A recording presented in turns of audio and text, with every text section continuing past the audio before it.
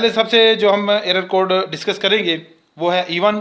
तो आपके सामने जैसे कि आप देख रहे हैं कि एक पीसीबी पड़ा हुआ है, यही डॉलन्स का डीसी इन्वर्टर एयर कंडीशनर का इंडोर पीसीबी है या सर्किट है। तो सबसे पहले जो इसको हम ऑन करते हैं तो इस पर एरर कोड आएगा, तो मैं आपको एक्सप्लेन करूंगा कि इसका क्या मतलब है। ये हमने ऑन किया, ये देखें, ये इसका सही सीधी साइड है, ये E1 इस पे आ चुका है। ये देखें, इस पे E1 आ चुका है।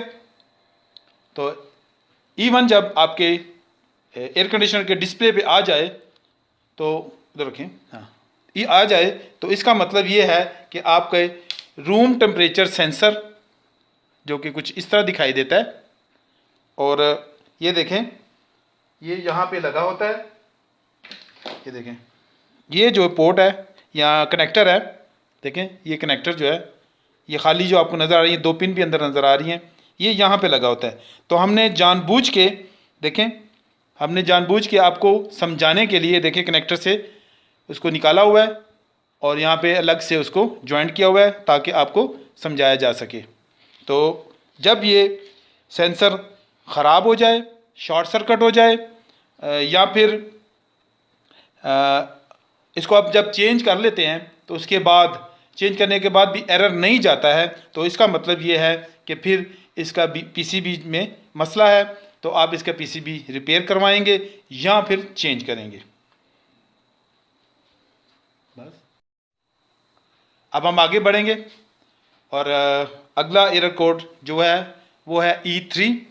पहले E3 कोड आपको समझाने से पहले मैं आप सब दोस्तों से गुजारिश करूंगा कि हमारे YouTube चैनल फॉरएवर टेक को सब्सक्राइब कीजिएगा, उसके बेल आइकॉन को ज़रूर प्रेस कीजिएगा ताकि तमाम आने वाली नई वीडियोस का नोटिफिकेशन आप सबको सबसे पहले मिले, और लाइक और शेयर ज़रूर कीजिएगा ताकि हमारी हौसला अफजाई हो सके। आपका कुछ नहीं जाएगा लेकिन हमारी हौसला अफजाई हो जाएगी। तो चलते हैं एरर कोड की तरफ। अब फिर से इसको हम ऑन करेंगे। ये देखें, ऑन किया, ये ऑन कर दिया है, देखें जी, डायरेक्टली E3 एरर आ चुका है। आप देख सकते हैं जब E3 एरर डॉलन्स के डीसी इन्वर्टर एयर कंडीशनर पर आ जाए तो इसका मतलब ये होता है कि इसका पाइप सेंसर या पाइप कॉइल सेंसर जो है वो फॉल्टी हो चुका है, तो इसको चेंज करने की ज़रूरत है। ये देखें, ये इसका कनेक्टर है। यहाँ पर फिर से हमने आपको सिर्फ समझाने के लिए, देखें खाली जगह पे, तो समझाने के लिए यहाँ से हमने वायर निकाल दी हुई है और हमने, देखें, ये कनेक्टर इस तरह से सिर्फ उसका रूम टेम्परेचर सेंसर लगाया हुआ है इसके साथ ताकि आपको समझाया जा सके। तो इस वक्त E3 आ रहा है। तो जिस तरह रूम टेम्परेचर सेंसर का मसला होता है, इसी तरह इसका भी है कि अगर इसको चेंज करने के बावजूद भी ये जो है आपका E3 एरर नहीं जा रहा, तो इसका ये मतलब है कि आपके पीसीबी में मसला है और इसको या तो रिपेयर किया जाएगा या फिर चेंज किया जाएगा।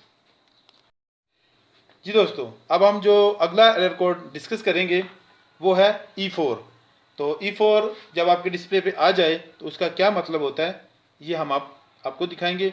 सबसे पहले सर्किट को ऑन कर लेंगे और जब E4 आ जाएगा तो इसको हम आपको डिस्क्राइब करेंगे।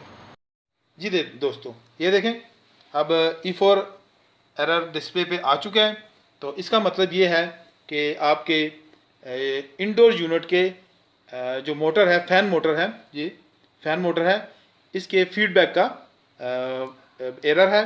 ठीक है, अगर ये किसी भी सूरत में, देखें अभी हमने जानबूझ के इसको यहाँ से निकाला हुआ है, ठीक है, ये देखें कनेक्टर के साथ नहीं लगी हुई और ये इसका फीडबैक कनेक्टर है। तो ये देखें इसकी मोटर इसमें अटैच नहीं है तो इसलिए ये E4 एरर दिखा रहा है, लेकिन आपका जब ख़राब होगा तो तब ये E4 एरर दिखाएगा। ठीक है जी।